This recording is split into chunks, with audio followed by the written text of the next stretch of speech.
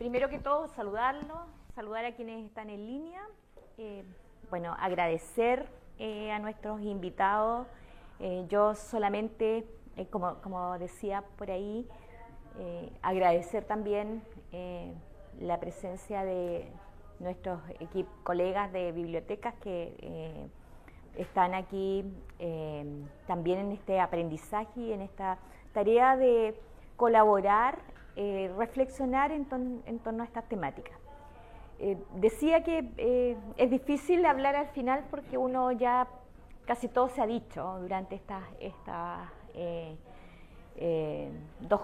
tres jornadas que hemos tenido, porque tuvimos una de reflexión o de conocimiento y encuentro el primer día, y por lo tanto resulta difícil que les cuente cosas nuevas de las que ya no hayamos visto.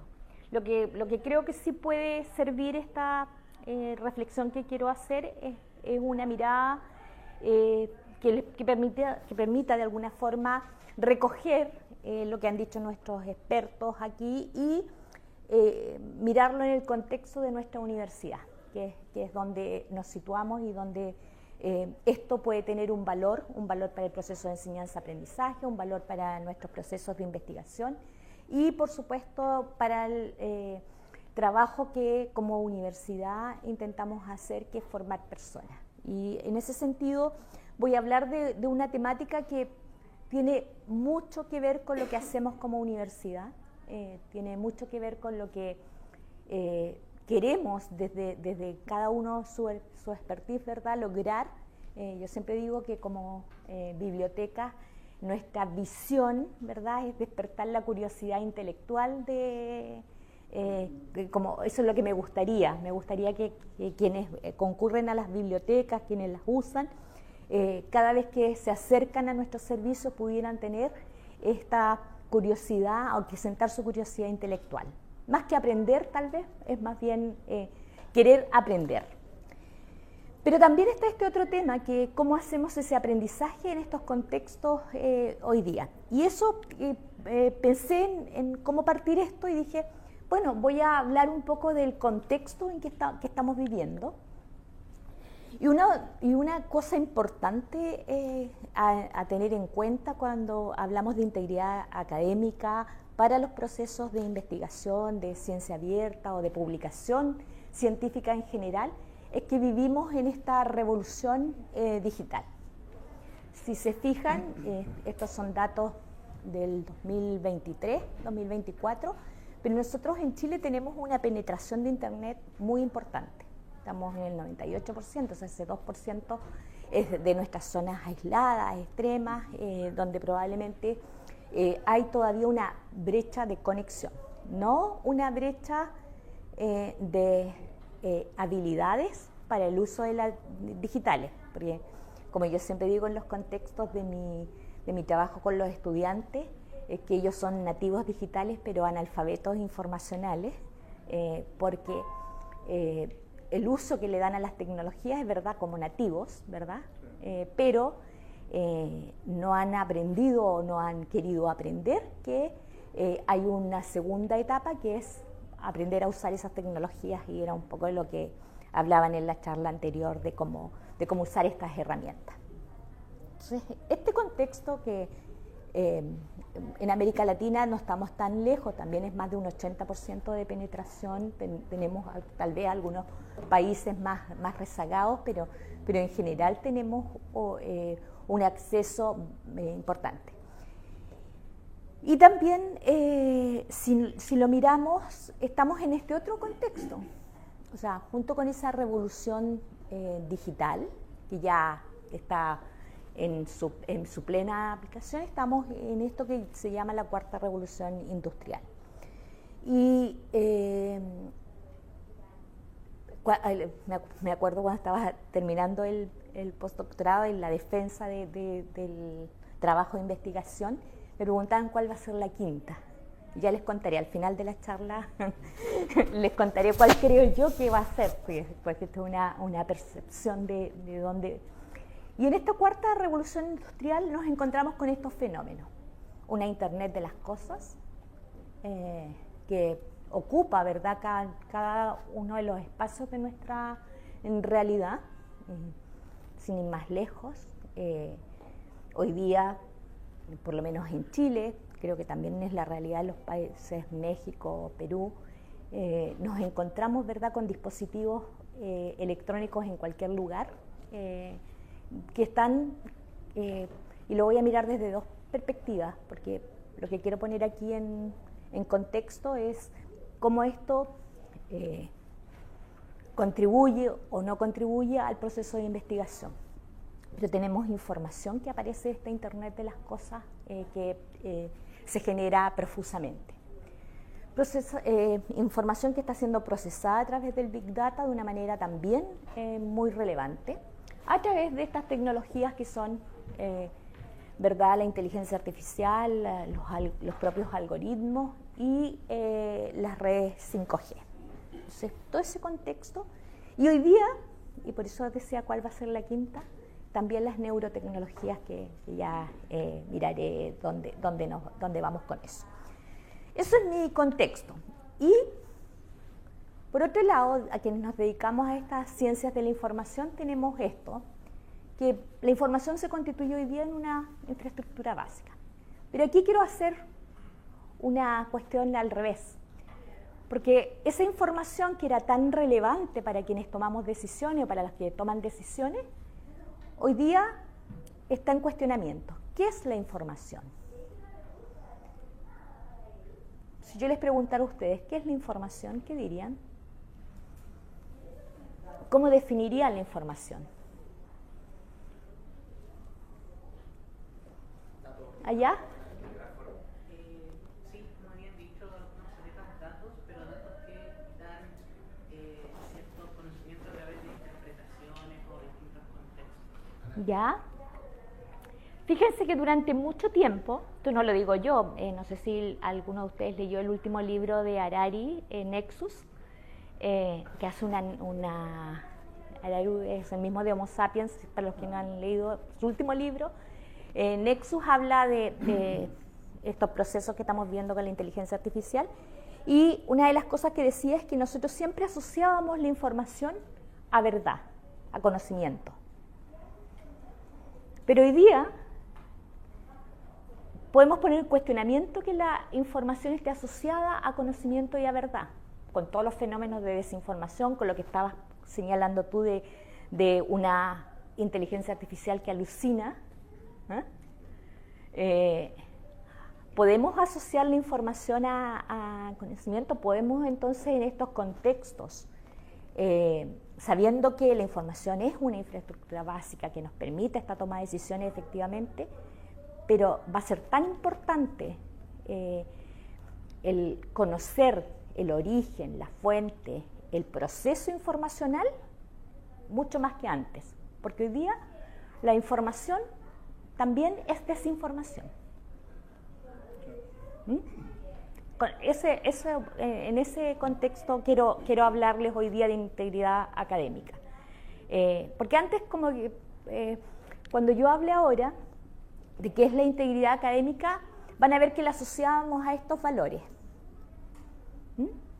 Pero ahora van a ser mucho más importantes, porque tenemos esta otra realidad que está, que no la podemos obviar, que está sucediendo. Entonces tenemos una cultura, ¿verdad?, que debe regir nuestra acción o nuestra actitud dentro, acción dentro del ámbito o de la comunidad universitaria en este caso, que debe basarse, por lo tanto, en estos valores: honestidad, como decía, poniendo en duda o cuestionándonos esta mirada de la información que teníamos antes, imparcialidad, confianza, justicia, respeto y responsabilidad. Voy a volver sobre esto porque quiero que se queden con esta idea sobre la integridad académica.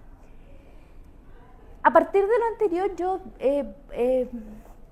trabajaba sobre cuáles eran entonces los principios que uno podría enarbolar cuando habla de integridad académica, para lograr, en definitiva, que se cumplan esos valores y que nuestra comunidad comparta, por lo tanto, esos valores. Deberíamos tener transparencia, obviamente, en el actuar de cada uno de quienes participamos en los procesos investigativos y de docencia también. Un elemento importante es el libre acceso, ya lo hablaban ambos, ¿verdad? Ayer, no me voy a detener sobre eso.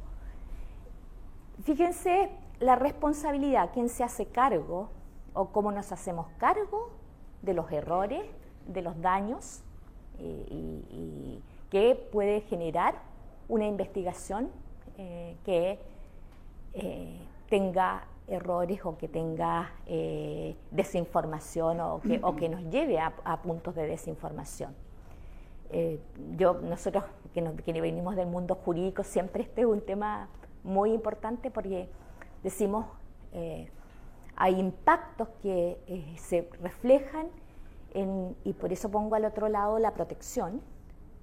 ¿La protección de qué? De derechos fundamentales, principalmente de aquello que nuestro derecho a conocer, nuestro derecho a saber, pero también fíjense en una investigación, puede que una investigación que llega con datos falsos provoque una vacuna que tiene unos efectos adversos, o provoca que tomemos una decisión legal, a veces, hoy día que se está discutiendo, ¿verdad?, en Chile,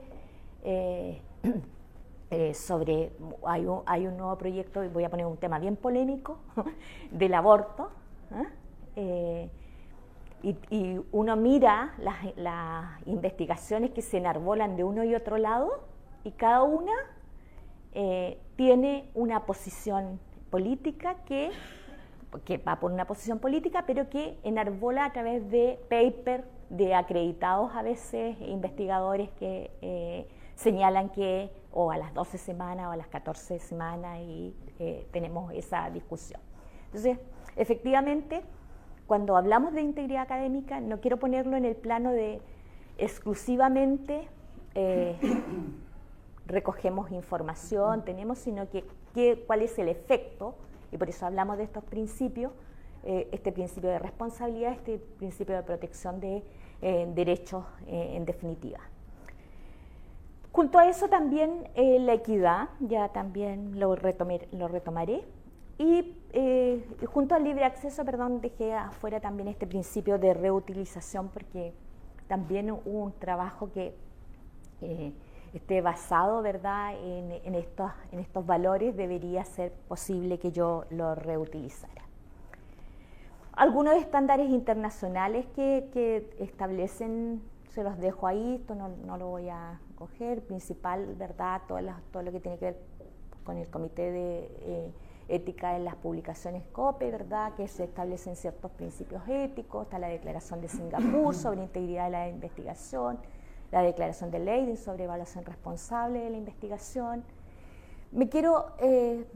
Lo puse aquí, los principios FAIR, ¿verdad? Esto de que los datos científicos, y por eso decía yo, todo lo que tiene que ver con la reutilización es una cuestión de integridad académica, que los datos deben estar encontrables, accesibles, interoperables y reusables, para que podamos reutilizarlos en definitiva. Y por supuesto también algunos principios de transparencia y mejores prácticas. Todo eso se recoge en estos estándares internacionales, se recogen, como decía, en estos principios que yo quise señalar como importantes. Entonces entro ahora, dado ese contexto y estos estándares, en algunas cuestiones prácticas de la integridad en el ámbito de la publicación científica abierta. Y voy a mirarlo desde el punto de vista de los actores, para no mirarlo igual que usted, lo voy a mirar desde los actores, voy a ir recogiendo muchas de las cosas, por eso les digo, esto es mucho más fácil y me fue más fácil porque no tengo que explicar tanto, porque ya hemos hablado sobre todo esto. Obviamente, cuando nosotros miramos desde un autor que presenta una investigación y decimos fundado en estos valores y en estos principios, un tema importante, esta originalidad y ausencia de plagio, ¿verdad? Fíjense, en general, uno como autor, me voy a poner aquí en el caso de autor, ¿verdad?, debe procurar que sus trabajos sean originales. Hablaban aquí de, yo como, después lo voy a ver como editor y como revisor, cuál es el, pero yo como autor debo hacer esto. Nosotros hemos tenido, y voy poniendo casos prácticos, hemos tenido casos en la universidad en que los estudiantes dicen, el profesor no usa o no cita, ¿verdad?, adecuadamente en sus presentaciones, no solamente los textos, sino las imágenes. Y esto, como todos sabemos, a veces se produce porque como autor creo que todo lo que está en internet es libre, que porque está en internet, porque se puso, entonces no me fijo en la letrita chica de abajo que dice todos los derechos, ¿verdad?, reservados, o la fotografía producida por, elaborada por, realizada por. Entonces creemos que entonces desde el punto de vista de la honestidad ahora, yo debo presentar un trabajo original. Eso es lo que se espera de mí como autor. Pero también, fíjense, ocurre mucho, y a ustedes también les pasará, que aprovechando estos lapsos o tiempos que demoran las revistas, ¿verdad?, en aprobar, los autores mandan a varias revistas el mismo artículo. Y como uno no puede saber que está en aprobación, en proceso de aprobación, se da cuenta solo cuando están publicados, que para quienes revisan, aquí nuestros bibliotecólogos que son parte a veces de la revisión de los resultados para los resultados de productividad de los profesores, se dan cuenta, ¿verdad?, que presentan, que tienen el mismo artículo, a veces con una pequeña variación del nombre, con una pequeña variación del formato porque lo exigió la revista y no por otra cosa, el mismo artículo publicado en varias revistas. Entonces también es una cuestión que debería estar, por supuesto, en nuestras pautas, y aparecen muchas de las pautas, ¿verdad?, que debo declarar que no tengo una evaluación simultánea en otra revista. Por supuesto, también está dentro de la integridad de esta académica y de investigación, seguir todas las pautas éticas de investigación, sobre todo si los estudios refieren a humanos o animales, en que debo contar con esas aprobaciones éticas. Lo hablaron aquí también ayer, todo lo que tiene que ver con el depósito de los datos. Ojalá pudiéramos avanzar como autores en tener esta conducta, ¿verdad?, responsable de cooperar o colaborar en esta recogida de datos que es tan importante también en la integridad. Me voy a detener en esto porque creo que lo hemos hablado poco, que tiene que ver con los conflictos de interés. ¿Qué es un conflicto de interés? Conflicto de interés per se no es malo. Todos en la vida tenemos conflictos de interés. Y lo voy a poner con un ejemplo simple, ¿verdad? Nos gustaría, a veces cuando una persona que depende de nosotros, que está al lado nuestro, no tiene trabajo, llevarla, y uno tiene la posibilidad de ofrecérsela, y sabemos que tiene las competencias, tal vez que participar en algún proceso y nosotros recomendarlo, pero yo no puedo después participar en esa comisión que evalúa, tengo que declarar la inhabilidad que me cabe. Entonces, esto es difícil. Normalmente no vemos, hay una ceguera, lo que se llama la ceguera del conflicto de interés, que no vemos, quienes estamos en la posición del conflicto, no vemos el conflicto, no lo observamos como tal. está en muchas, yo siempre cuento esto en el ámbito de las bibliotecas, me tocó muchísimas veces cuando llegué a la dirección de bibliotecas, llegar a una reunión de los directores de biblioteca de las universidades y ver sentados en la mesa de una comida que estábamos compartiendo, que estaban los proveedores. Entonces yo decía, bueno, ¿quién paga la comida?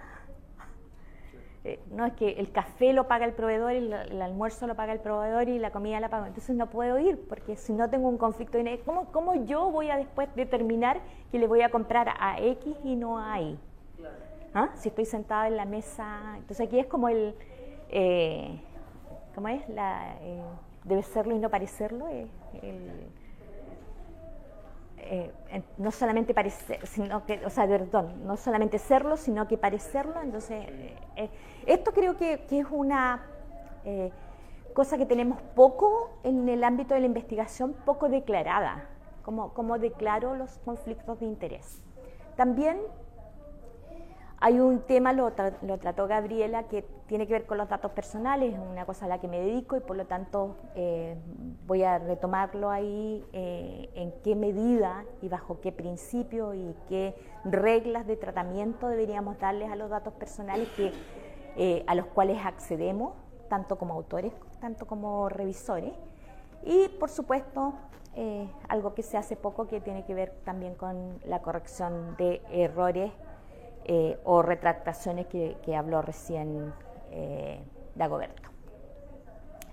Desde el punto de vista de la evaluación y revisión por pares que nos toca como investigadores muchas veces participar, ¿verdad? Tenemos esto como un principio general y lo hablaba, parece, Julio, no centrarnos en las métricas, sino que efectivamente el contenido, el rigor académico y el aporte que eso significa, especialmente considerando yo aquí voy a poner el acento en cómo hacemos ciencia regularmente o cómo también revisamos ciencia que pertenece a otros territorios. Yo me acuerdo, lo escuché por primera vez en Cuba, en un congreso de información en el año 2014, que recién estaban reunidos de Centroamérica, los ministros de Ciencia y Tecnología, y alguien puso este tema a propósito de lo que estaba pasando en Europa, con Elsevier, con todas estas revistas o editoriales grandes, a propósito de esto de cómo nuestros investigadores, que teniendo tanta riqueza para hacer investigaciones, terminan investigando para temas que les interesan o al norte global o a China, a Corea, hoy día, y se sale del territorio local. Entonces también aquí y esto tiene que ver con las métricas de impacto y como hemos hablado muchas veces con todos ustedes, tiene que ver con de dónde vienen los incentivos para la publicación. Porque mientras no se cambien los incentivos de cómo retribuyo el proceso de investigación, el investigador va a seguir pensando, o legítimamente porque come muchas veces con eso, ¿verdad?, en ir a publicar donde necesita. Entonces, a ver, esta revista que me interesa, que está en Q1, Q2, ¿qué temas les interesan que yo escriba? En vez de escribir sobre aquello que tiene sentido para el territorio donde está ubicado. Y eso no ocurre también en muchas cosas. Otra cuestión que pasa mucho en esto de la integridad académica y que es parte de una crítica que hacemos los investigadores y que hoy día se ha reproducido a propósito de la competencia que hay en esta materia, es cómo la retroalimentación es constructiva y no destructiva del otro. ¿Por qué? Porque estamos compitiendo a veces por publicar o por ganarnos un proyecto bajo los mismos fondos. Y por lo tanto, muchas veces voy a destruir a mi adversario para que no hagan esos puntos que yo después, con el cual va a... Esto lo conversamos mucho en grupos de estudio regularmente, cómo uno es imparcial y intenta de alguna forma retroalimentar para mejorar ese trabajo y no para decir que mejor no lo publique porque sé que es mi competencia directa, pero tampoco lo he declarado en un conflicto de interés. Y eso pasa para todos los que aquí publican, conocen el mundo de las publicaciones, es parte del trabajo. Y por lo tanto también en esa retroalimentación tenemos que tenerla basada en evidencia. Desde los revisores, bueno, obviamente evaluar con imparcialidad, rigor académico y confidencialidad, teniendo en claro. Rechazar la revisión, fíjense si existe conflicto de interés. También otra cuestión que es complejísima. Uno sabe, ¿verdad? Muchas veces las revistas dicen sugiérame revisores, ¿o no? Lo mismo que tú estabas diciendo, hoy día la IA que sugiere estos revisores, yo que estudio este tema de la IA desde el punto de vista de la regulación y de los límites que debe tener, es como no se ve influenciada esa IA por externos que estén tratando de obtener un resultado. Y por ejemplo, que la puedan intervenir para que la recomendación caiga en mi nombre y no en el de otro, o en el nombre que yo quiero y no en otro. Entonces, nos reímos en el ámbito jurídico en Chile, cuando vas tú al sistema judicial e ingresas, por ejemplo, una determinada causa, antes, si no te gustaba la sala donde iba a caer o el tribunal donde iba a caer, tú sacabas la demanda, esperabas un rato y después la volvías a ingresar para que hasta cuando caían, por ejemplo, se usaba mucho en el método de las nulidades matrimoniales en Chile, que algunas salas eran proclives y otras no, porque era una interpretación, o en casos más terribles como la desaparición de personas para la interpretación de secuestro continuado, también se usaba. Entonces el abogado, si no le gustaba la sala, tomaba eso y entonces ¿por qué? Porque sabías que ciertos ministros fallaban de una determinada manera en unas salas que en otras. Hoy día con la inteligencia artificial eso también funciona. Hoy día la inteligencia está haciendo predicciones de determinadas salas son... ahora, como es un sistema de algoritmos hoy día que funciona para la distribución, ya no puedes sacarla, ya cuando la ingresaste cayó y cayó, pero ¿quién me dice a mí que ese algoritmo no está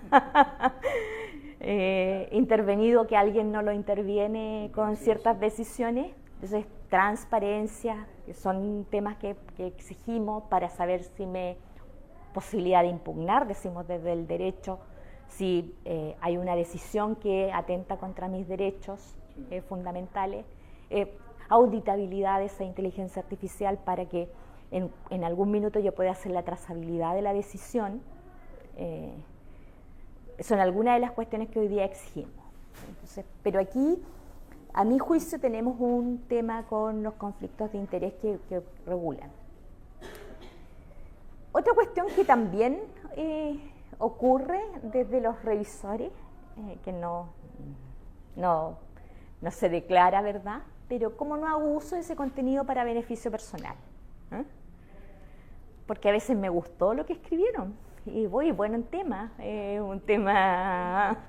Entonces me lo agarro, ¿verdad? Lo reacomodo un poco y lo presento como una nueva... Lo rechaza para que no se publique. Y después me lo tomo.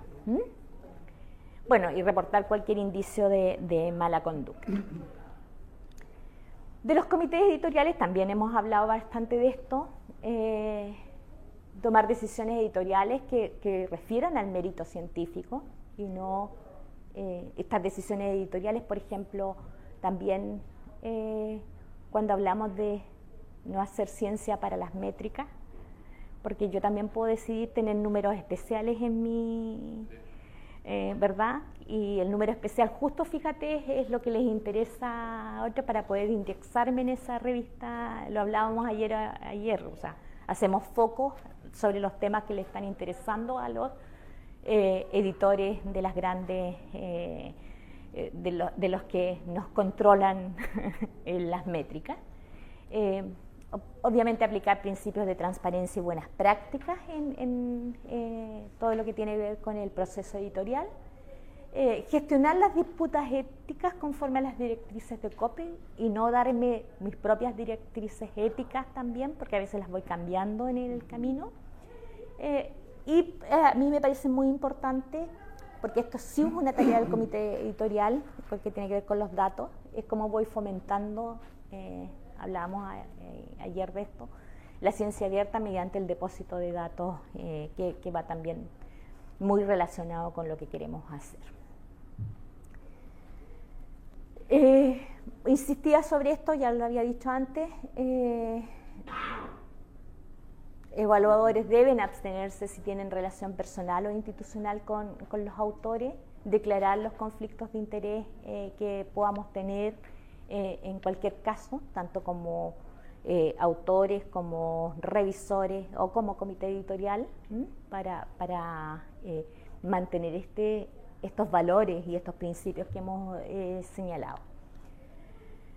Les decía, voy a volver sobre este tema porque me parece que en todo lo que es la investigación científica a propósito de, por lo menos lo que va a ocurrir en Chile, que tenemos a fines del próximo año una recientemente aprobada ley de protección de datos que va a cambiar muchísimo nuestro sistema, no como México, que ya la tiene mucho más tiempo, o Perú también, que ya están trabajando sobre esto. Nosotros teníamos una ley de protección de datos que, al contrario, iba contracorriente, iba a apoyar todo lo que era el mercadeo de los datos, ¿eh?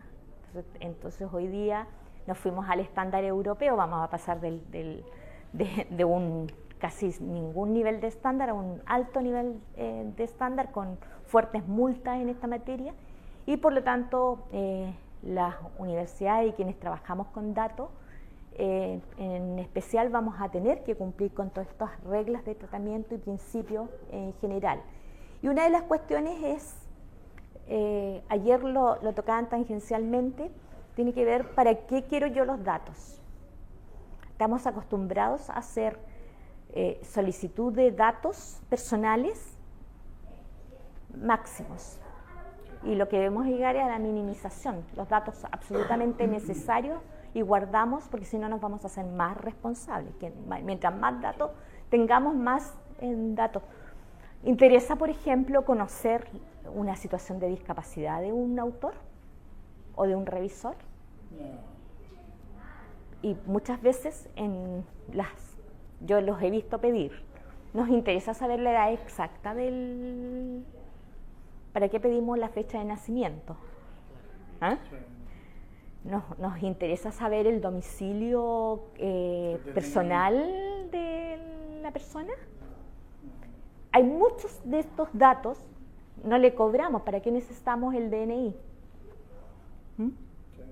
Porque la identificación va a estar, ¿verdad?, mediante una identificación autoral, que puede ser dada por alguno de los identificadores persistentes, pero no necesitamos muchos de esos datos.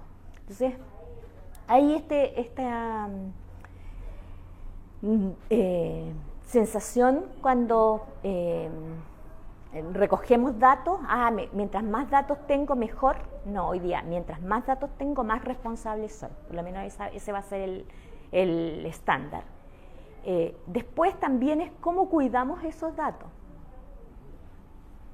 Porque de repente queremos hacer difusión y se nos entregamos a una empresa de marketing y le entregamos toda la base de datos de marketing.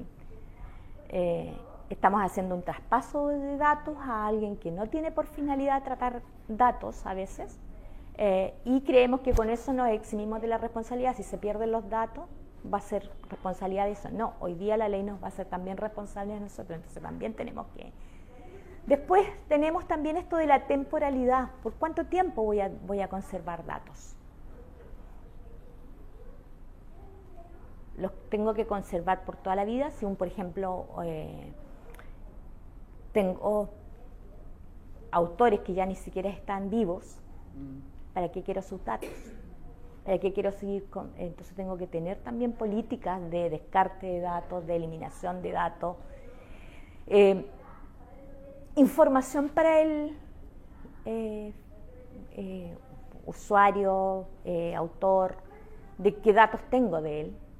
Tengo que tener ese canal abierto. Hoy día voy a tener que abrir en las páginas web de publicación científica información o canales para que ejerzan los derechos que les otorga la ley: acceso, rectificación, actualización, impugnación, portabilidad, porque me puede pedir también llevarse sus datos, que son nuevos derechos que establece la ley.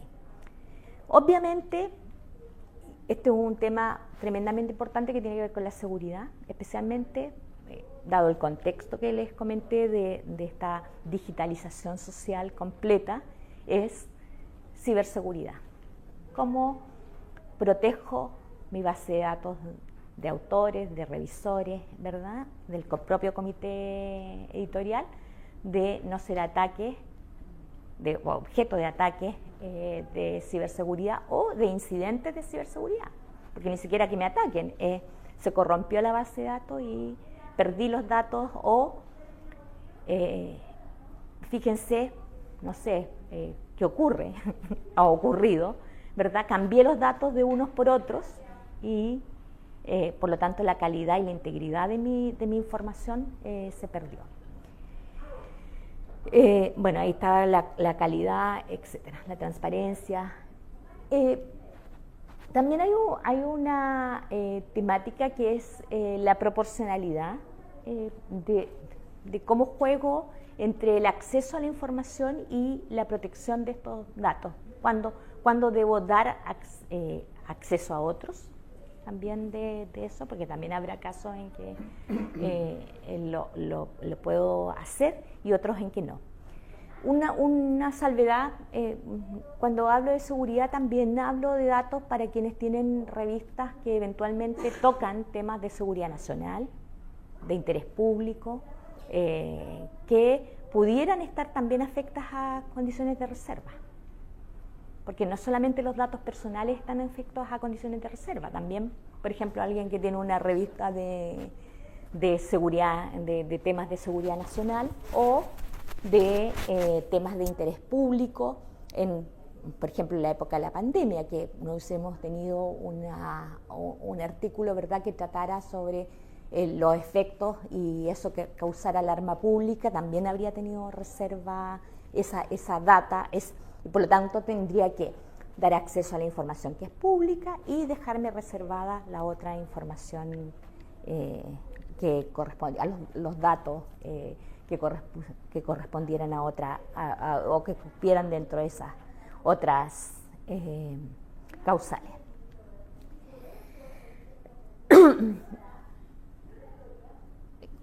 Yo decía, estoy hablando de la protección, hablé de la protección de datos personales, y también creo que otro gran tema es la protección de la propiedad intelectual, cómo el publicamiento se hace bajo licenciamiento, un licenciamiento que es claro. Hablábamos ahí de, hoy día con la inteligencia artificial está también cuestionamiento que nos estamos haciendo si se debe ser todo en el máximo dominio abierto o en algunos casos debemos tener acceso, pero acceso con algunas limitaciones, evitando la descarga completa de los datos. Bueno, y vuelvo sobre esta idea de tenemos pensando en que siempre el foco, ojalá pudiéramos cumplir con los principios FAIR de publicación barata. También en materia de protección, la integridad académica tiene que ver con esta garantía de igualdad y no discriminación. ¿Por qué? Porque deberíamos procurar que el entorno de nuestro proceso editorial cumpliera con ser inclusivo, diverso y sin discriminaciones. Muchas veces no hay mujeres ¿ah? en los cuerpos editoriales. No hay personas que estén en una verdad condición que no sea tampoco esta condición binaria de hombres y mujeres, tampoco aparecen. A veces adultos mayores son ya, no necesitamos adultos mayores en los comités editoriales. Entonces, se debe velar por esa diversidad en los comités editoriales y a mí me parece que también es parte de lo que debería ser la integridad académica si yo quiero hacer efectivamente un proceso editorial que cumpla con la protección y la garantía de derechos fundamentales. Cuando tenemos, en Chile los tenemos, ¿verdad?, revistas que representan o tienen su foco en algunas etnias, en algunos trabajos, y vemos que los cuerpos editoriales no tienen representantes de esas etnias. Entonces lo que se está escribiendo acerca de ello es realmente lo que o los focos editoriales están puestos en esas corrientes de investigación que se están trabajando por esas situaciones. Entonces hay varios de estos elementos, el género, la etnia, la discapacidad, la nacionalidad, la orientación sexual o las creencias, que a veces están ausentes de todo el proceso editorial, como una preocupación del comité editorial, como una preocupación de una universidad, sobre todo como la nuestra, que se considera diversa e inclusiva. Es una garantía. Algunas prácticas que voy a comentar, y con esto termino porque la idea es que podamos hablar tal vez de esto. Con respecto a la propiedad intelectual, en general en Chile, ¿qué hacer para usar una obra? Primero, una obra que yo quiero usar como autor o como verificador, tal vez, para incorporarla en mi sistema de... primero, podría de verificar si está en el patrimonio cultural común o en el dominio público. Como decía, no todo lo que está en Internet es público, por lo tanto debo saber si la puedo usar conforme. Nosotros en Chile tenemos varias excepciones legales en nuestra ley de propiedad intelectual para usar las obras en procesos de investigación, sobre todo investigación en el ámbito de académico, papers pedagógicos, etcétera. Hay excepciones que podemos desde ya la cita y el justo uso como reglas básicas. Si no es así, ¿cómo obtengo licencia a través de la autorización para su uso público? Y obteniendo la transferencia de derecho en el caso en que la requiera también, por ejemplo, para incluirla en un sistema, porque aun cuando esté usando un sistema de inteligencia artificial tengo que tener esos derechos para usarlo, cosa que, fíjense, las grandes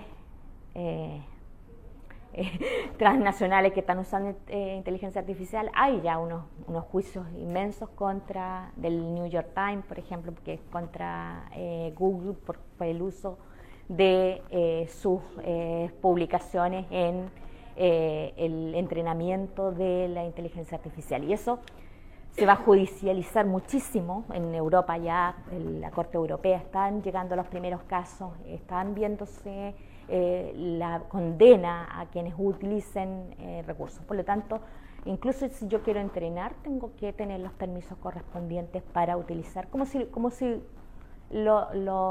los requiero regularmente para hacer tareas. Esto no es como decíamos aquí, es una herramienta, y esa herramienta, si yo la quiero entrenar, también tengo que tener los permisos correspondientes.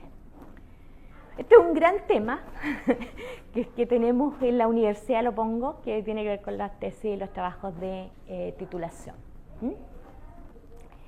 ¿Por qué? Porque en nuestros trabajos de investigación, y lo conversamos ayer aquí con los colegas expositores, regularmente hay una confusión a veces en los profesores y los investigadores de quién es el autor de la obra. porque el profesor dice es mi tema, y yo como que se lo presté al alumno, ¿verdad?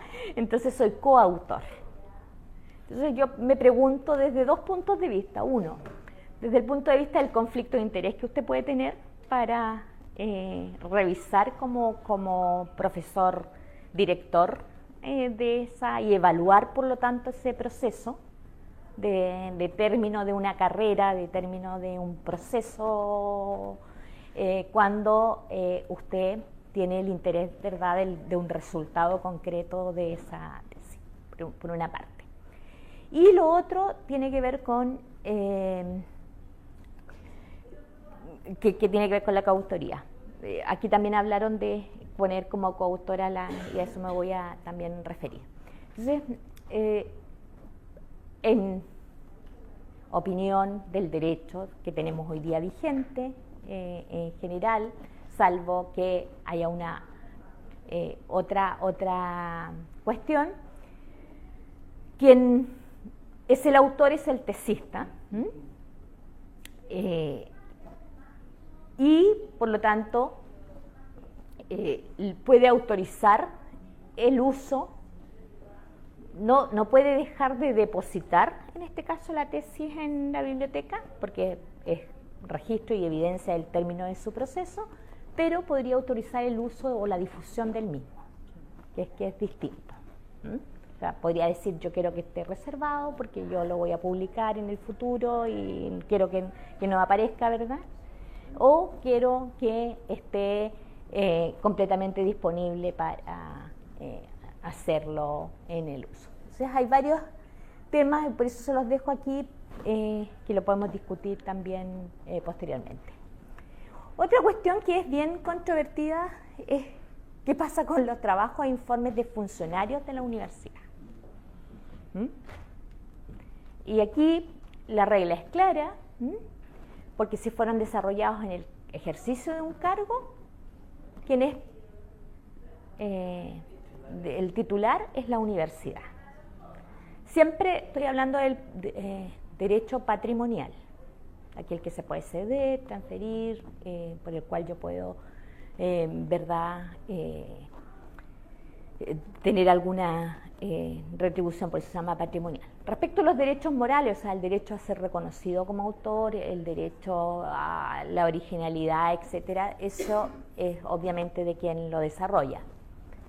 Pero el derecho patrimonial, ¿qué significa eso? Significa que eventualmente esa persona, ese funcionario, cuando se va, no puede decir este trabajo es mío, yo lo voy a publicar o lo voy a vender a un editorial sin el consentimiento de...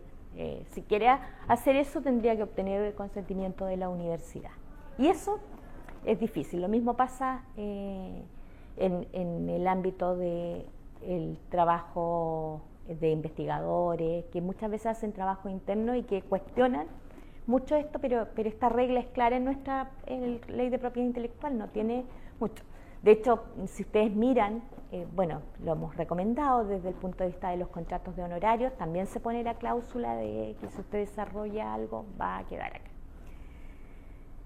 Estos trabajos, entonces, informes, nosotros los podemos incluir en repositorios digitales institucionales y quien podría liberarlos para que formen parte del acervo común es el rector, que es el titular de la institución y que debe hacer en consecuencia la liberación de ese artículo, porque él es el titular del derecho de autor y no otra persona.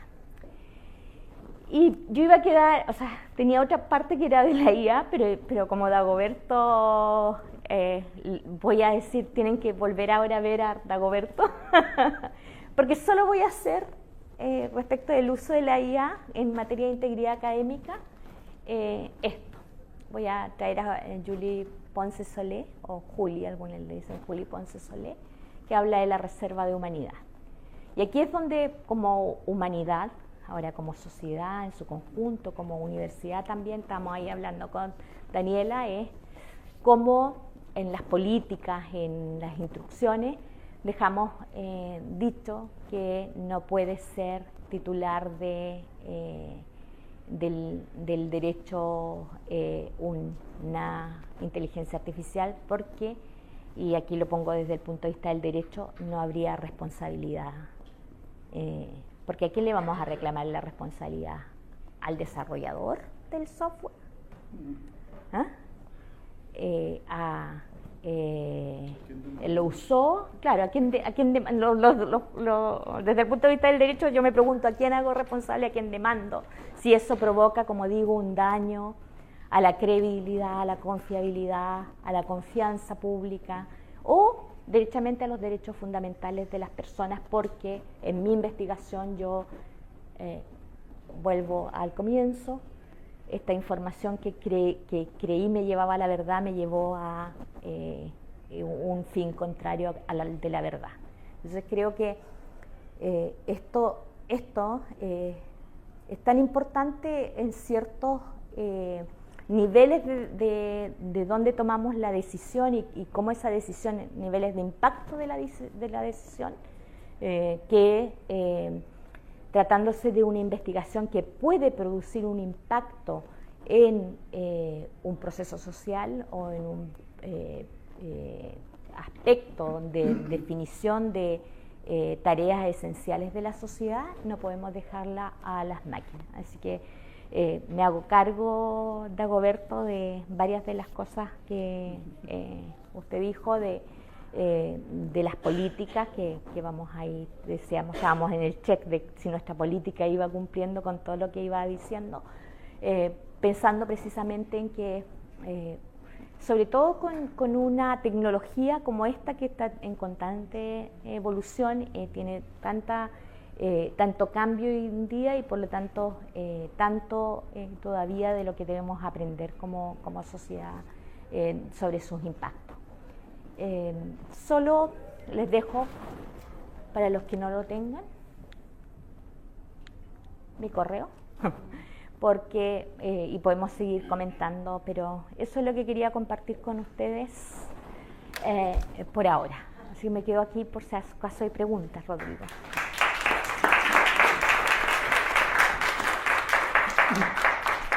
Muchas gracias por la presentación. ¿Alguna pregunta, comentario?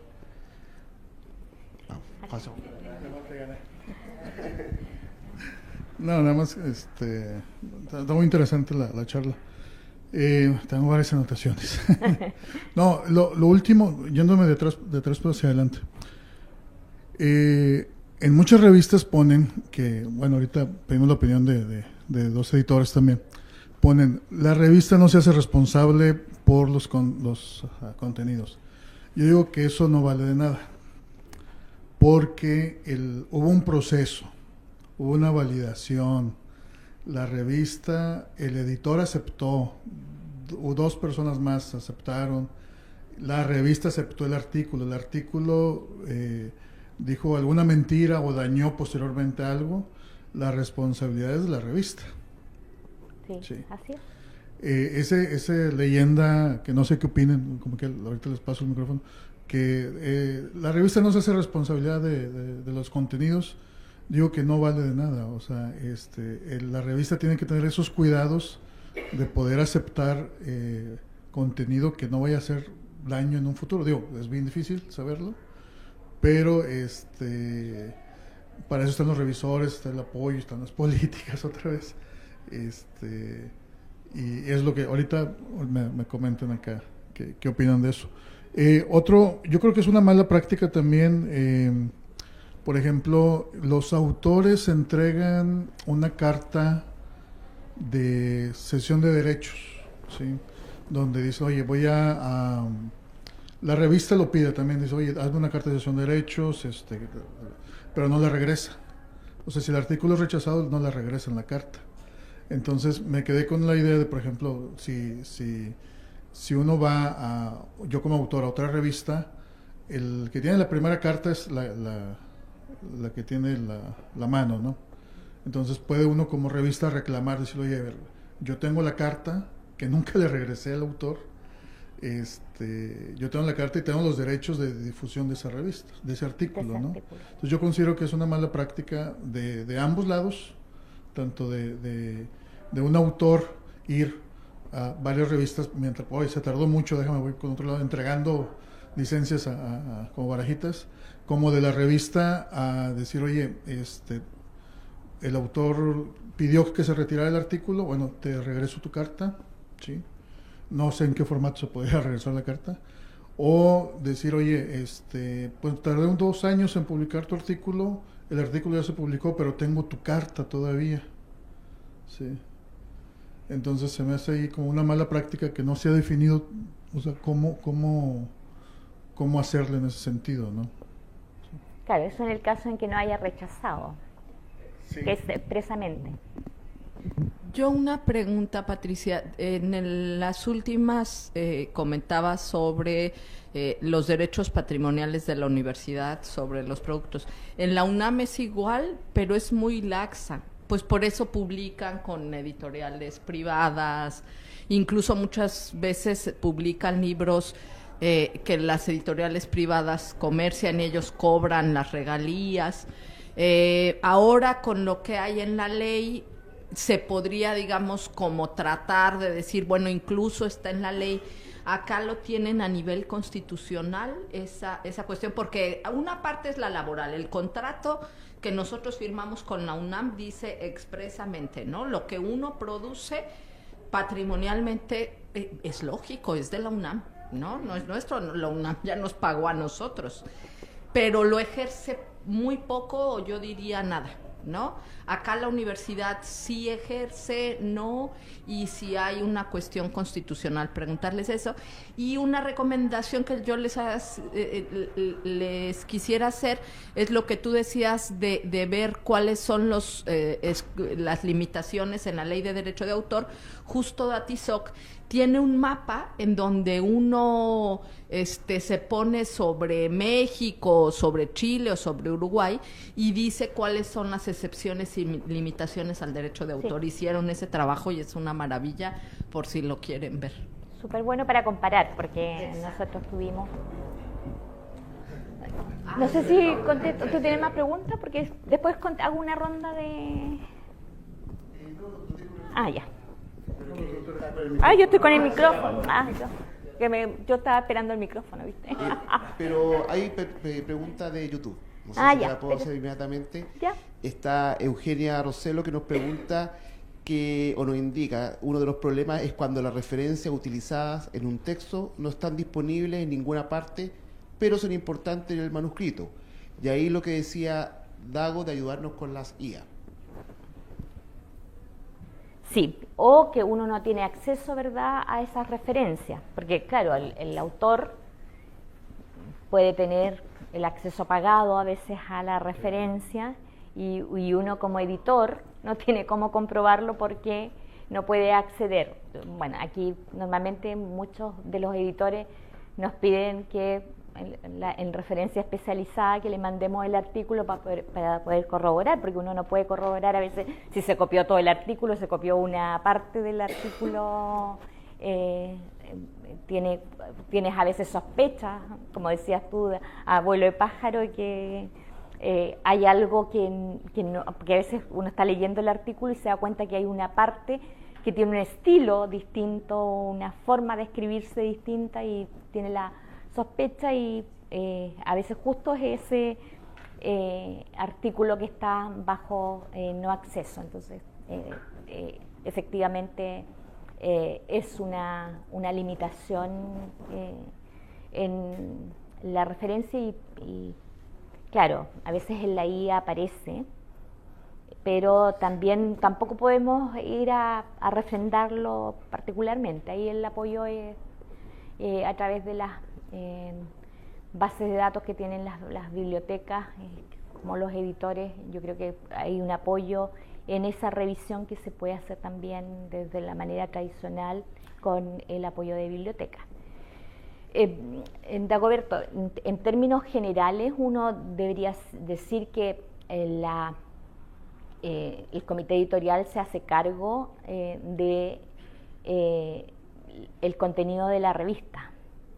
Como decía, del impacto posterior de eso es mucho más complejo que pudiera ser.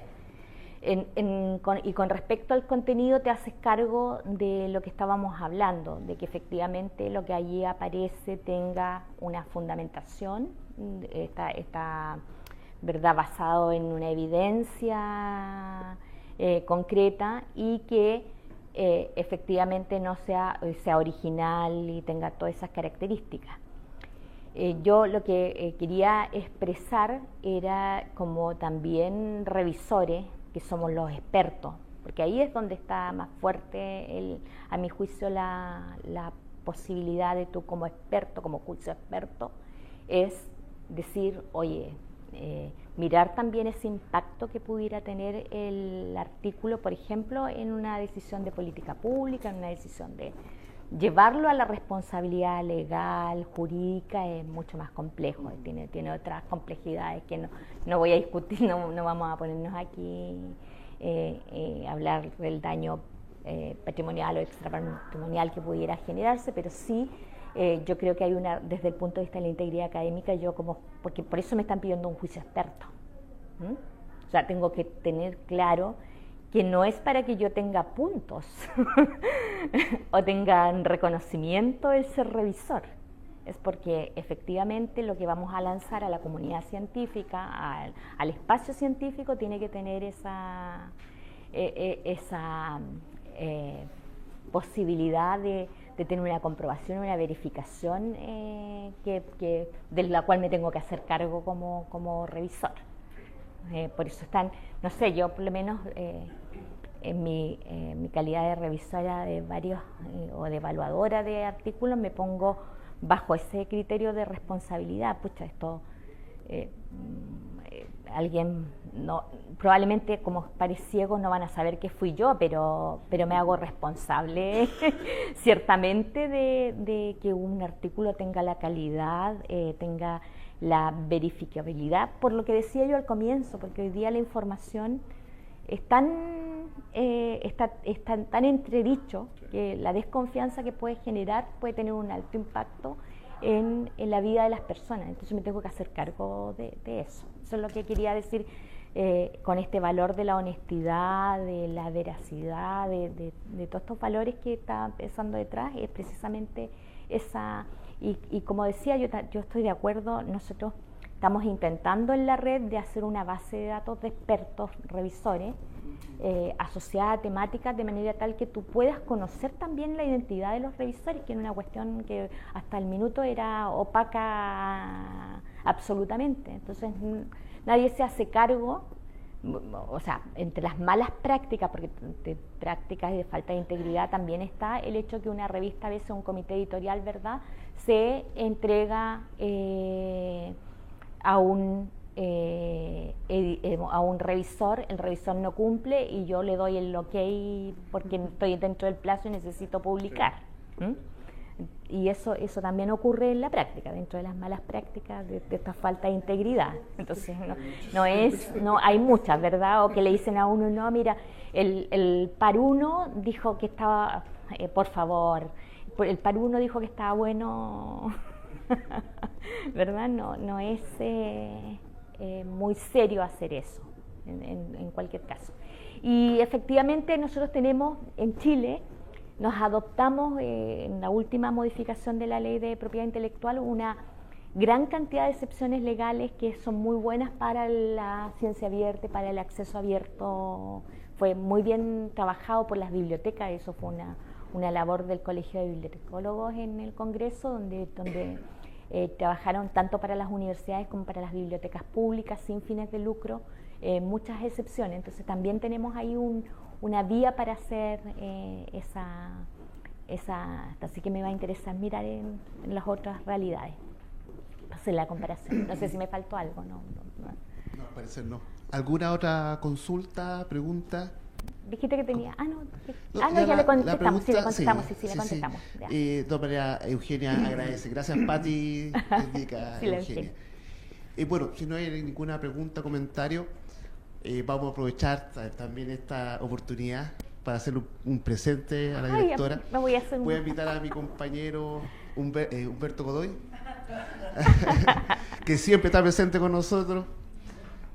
Humberto es, ¿cómo te llamas? El obrero de las bibliotecas, dice él. Sí. Le encanta decir que es el obrero de las bibliotecas. Nos acompañó durante mucho tiempo. Ya. Ahí la foto. Ahí la foto, voy a poner ahí para allá. ¿Qué más? ¿Tú vas a sacar la foto? No, ahí está. Ya salió la foto. Va a sacar otra ahí. Mira que está ahí presente. Y vamos a aprovechar esta oportunidad. Ahí Agustín había adelantado un poco. Esta es una de las últimas actividades que tiene Patricia con nosotros como directora de biblioteca. Ella asume otros desafíos en su escuela, su facultad, en la nueva vicedecana de la Facultad de Derecho. Así que todo el éxito por parte de nosotros. Y como es una de las últimas instancias, le voy a dar el micrófono a ella. Bueno, tiene el micrófono para que se despida, obviamente, como corresponde. Quiero despedir porque me... Exactamente. Oye, suspendan la transmisión porque esto no... Como directora para dar un cierre al seminario. No, ya. Para el cierre del seminario, eso sí. No, oye, muy agradecida, primero a nuestros expositores internacionales, porque ha sido un verdadero aprendizaje, yo creo, para todos nosotros. Tenemos la posibilidad de escucharlos, de conocer otras experiencias y de trabajar con ustedes, y a quedar en contacto y hacer redes, además, que es lo importante en este trabajo, que es colaborativo. Agradecer al equipo que estuvo detrás de la producción no voy a dar nombres, pero lo voy a representar en Rodrigo, que ha sido el gestor de todo el seminario, que ha estado muy comprometido con él. Así que yo le daría un aplauso a Rodrigo, que es nuestro coordinador, además del tema de revista. Hemos estado trabajando en conjunto con el proyecto de revista, con el proyecto de ciencia abierta, con Agustina allá atrás también, monitoreando que todo funcione, porque creemos que este es uno de los grandes temas que las bibliotecas tienen en su quehacer de aquí en los próximos años, porque todas estas tecnologías de las que yo hablaba van a impactar también hoy están impactando y hace rato en la labor de los bibliotecólogos y de las bibliotecas. Hay que repensarse la tarea, hay que repensar el futuro, y por lo tanto tienen grandes desafíos por delante. Así que ánimo, y seguimos, como decimos en Chile.